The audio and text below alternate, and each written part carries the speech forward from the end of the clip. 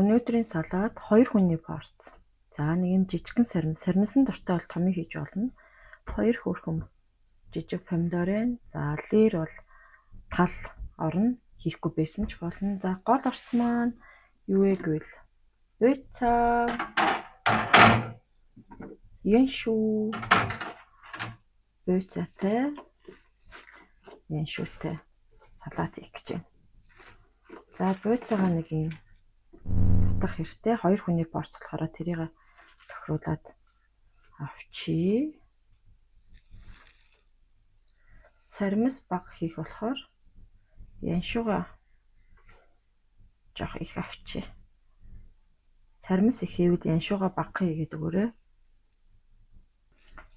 За буйцаагаа сайхан хэрчээд хийчих болно. Ураад хийчих болно. Өөрийнхөө дураар энэ жоохон том навч болчлоо. За би салат хийхдээ энэ жоохон бүдүүн ш байх юм бол эднэрийг хийдэггүй. Смути хийхдээ бол хийчдэг. За тэгээд ингээд заавал хэрчээд гой байх албагүй ингээд ураад хийчих бас амар идэг. Ингээ ураад яншуугаа сайхан хэрччи урсан ч бас болно. Өөрөө яаж хиймээрээ тэгэл хийчих штэ.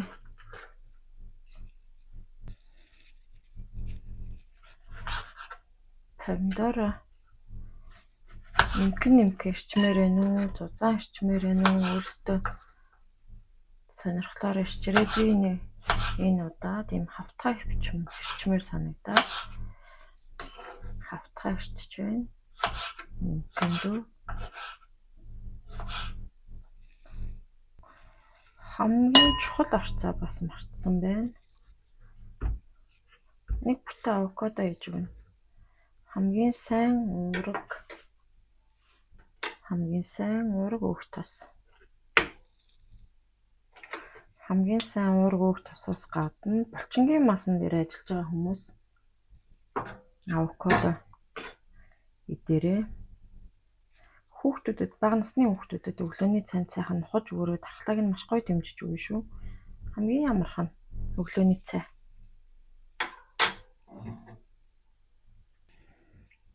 Зя жимс бол бага зэргийн байх хэрэгтэй. Салаатанд сахар хийгээд идэх хүмүүс гоё амттай болохын тулд тэгэхээр сахар ерөөсөө хийхгүй.